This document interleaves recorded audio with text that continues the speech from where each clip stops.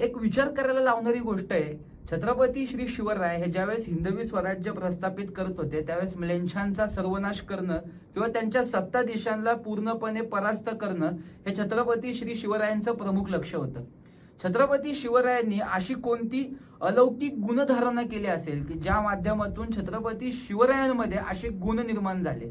आपल्याला नक्कीच माहिती आहे किंवा समकालीन कागदपत्र अभ्यासता आपल्याला हे सुद्धा माहिती आहे की छत्रपती श्री शिवाजी महाराजांना रामायणाचं किंवा महाभारताचं एक सूक्ष्म शिक्षण देण्यासाठी अनेक बुद्धिकुशग्र लोकांना प्रस्थापित करण्यात आलं होतं. पण त्या कालखंडामध्ये याचं एक सूक्ष्म कारण म्हणजे जिजाऊ मासाहेब सुद्धा आहेत. जिजाऊ मासाहेबांना सुद्धा रामायण आणि महाभारताचा प्रचंड सूक्ष्म अभ्यास होता असं आपल्याला इतिहास सांगतो.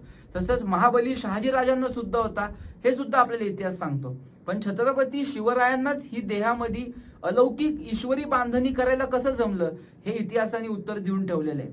त्या कालखंडामध्ये अनेक व्रतस्थ लोक छत्रपती श्री शिवरायांना पाहिल्यानंतर प्रत्यक्ष त्यांच्या शरीरामध्ये या गुणसंपदा शोधतायत, किंबहुना ते आधीपासून शोधत होते. छत्रपती शिवराय त्यांच्या समोर आल्यानंतर शिवराय प्रत्यक्ष याच स्वरूपाचे आहेत की काय असं सुद्धा त्यांची वर्णनं सापडतात.